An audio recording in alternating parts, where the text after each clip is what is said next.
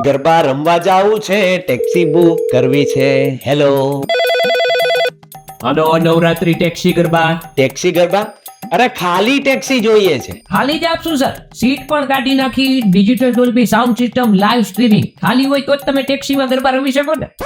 અરે ભાઈ, ગરબા ગાર્ડનમાં રમવાના હોય, ટેક્સીમાં ગરબા કોણ રમે? તમે, કારણ કે તમે ટ્રાફિકમાં જ હો છો તો ટેક્સીમાં જ ગરબા થાય ને. કારણ કે પેલા ટ્રાફિકમાં હો, પછી પાર્કિંગમાં માંડ તમે પાર્કિંગ ગોતો અને પછી જ્યાં પહોંચો ત્યાં કે જય અંબે.